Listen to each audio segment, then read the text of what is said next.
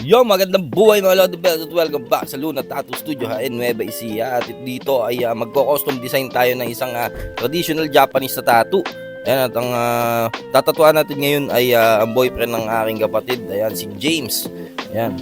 At i-prepare na natin itong kanyang balat mga Lods at ikabit na natin yung stencil ng ating design mga Lodi Bells. Ayan, at napakaputi ng ating tatatuan para tayo magtatato ngayon sa bond paper mga Lods. So may pinakita sa ating design si James na Japanese traditional, pero iniba natin yung design. Ang kinuha natin dito ay yung site. Nilipat natin yung site dito nagmula doon sa kabilang design. So ito na yung parang naging custom design na natin mga Lods at tara. Ito na, i-stencil na natin to mga Lods. Ayan, gumamit tayo dito ng Ozer quick stencil printer mga Lods para dito sa ating design. Kita nyo naman, lahat ng details ay kuwang-kuwa talaga mga Lods. So shoutout dyan sa ating mga sponsors, Ozer Tattoo Supplies, Arctic Ink, yan. So ang gamit natin, ang sarili natin tattoo products, ang Gecko Blood Bond Tattoo Products at Dr. Glide Tattoo Products mga Lods. So yun, nakikabit na natin at napaka-solid. Kaya ang aking kapatid si Kate Relor, yan. And shoutout dyan sa inyo sa Australia. So tara, simulan na natin to mga Lods at time-lapse na lang natin dito yung mga ibang parte dahil napakadami nito. Ano sasabi? Amazing. Very detailed. At dahil nga maninipis yung detalye nito mga Lods, gumamit tayo dito ng 7RL mga Lods. Napakatagal din nung pag-shading na ginawa natin dito sa may parting buhok dahil talagang pure black talaga kailangan yung kulay niya. Pero di naman tayo natagalan gaano sa shading ng sobrang tagal talaga. Medyo kailangan talaga i-pure black mo bago mo iwan talaga. So gumamit tayo ng malaking size ng shader para di din tayo matagalan mga Lods. Ayan, ang nakikita nyo naman, ang gamit natin dyan ay 27 round Magnum. Yan, 27 round Magnum, napakakapal nun. Kaya saglit lang talaga yung mga shading na yan pagka yung ganito yung mga gamit yung kakapal na mga needles, mga Lods. So sa power line natin mga Lods, kung nakikita nyo naman sa may bandang mukha na yan, ang ginamit nating needle dyan para i-power line yan ay 18 na RL mga Lods, 18 RL yung ginamit natin. Kasi ito talaga yung gamay na gamay ko. Kumbaga dati gumamit na rin talaga ako ng round shader mga Lods, pero mas kumbaga mas komportable ko dito sa round liner talaga na makakapal mga Lods. So dito sa handle ng sight mga Lods, ginamitan natin dito ng Arctic Pink na brown tsaka dark brown mga Lods.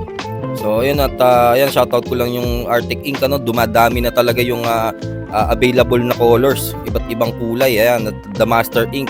Yan, madami kayong pagpipilian ng mga kulay. So dito gumamit tayo dito ng red, Arctic na red, tapos nagtimpla lang tayo ng red niya, tapos nagdagdag tayo ng brown para doon sa mga dark na part mga Lods. So yun nga mga Lods, nakaka-enjoy din talagang gawin yung mga traditional Japanese tattoo mga Lods. Dahil kung may kikwento ko sa inyo, nung nagsisimula pa lang ako mag-tattoo talagang dito ako nahuhumaling sa mga ganitong design, yung mga Japanese, yan, mga dragon, koi fish, mga kung ano-ano pang yung mga character na hango sa Japanese traditional mga Lods. Dating kasi sa porte mga Lods, ganito yan.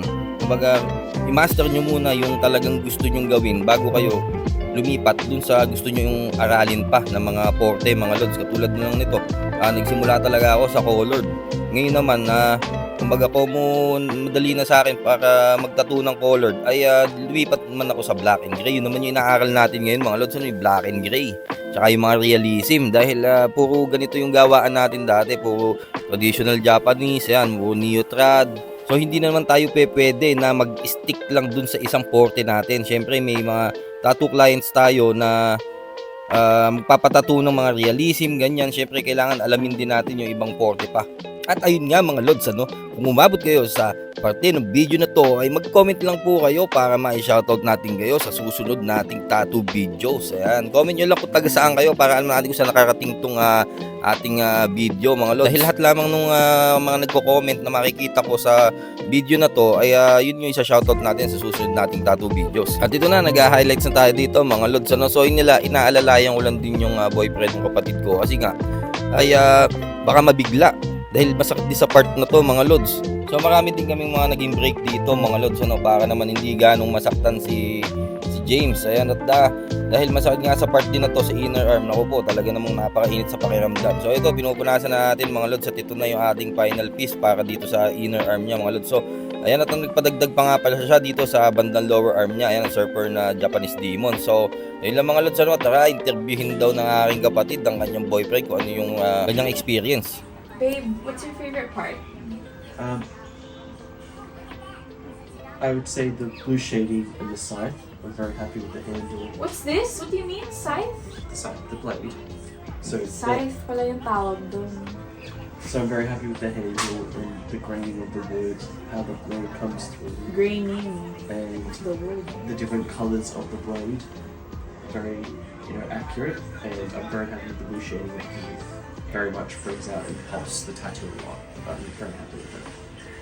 Thank you for your many words.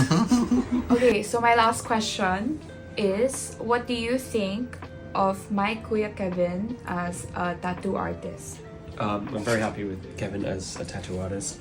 When we were first discussing this tattoo, we really connected on the Japanese style and talked and discussed a lot about what I wanted and what I thought, and looked at inspiration to be able to bring this to life. And I'm very happy that we were able to come together and talk to this a lot.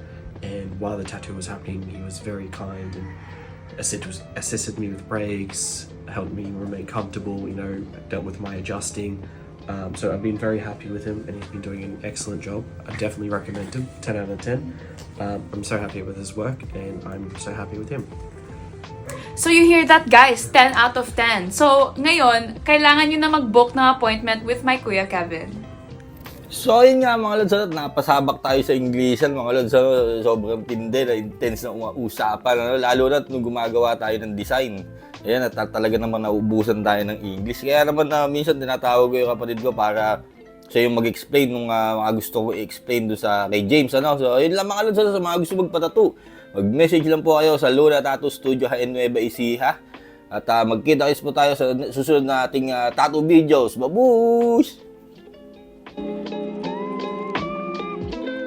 Sa mga gusto magpatattoo po na nasa mga Taiwan, OFW, mga lods, dyan po kami sa Huko Township, Hsinchu County 303. Magkita-kits po tayo dyan. Ayan, maraming salamat po sa ating sponsor, Artec Inc. Ayan, ang tattoo products po natin, Gecko Tattoo Products, also Tattoo Supplies, Totnak Needle Cartridges, pati pa po ang ating Dr. Glide. Whoosh!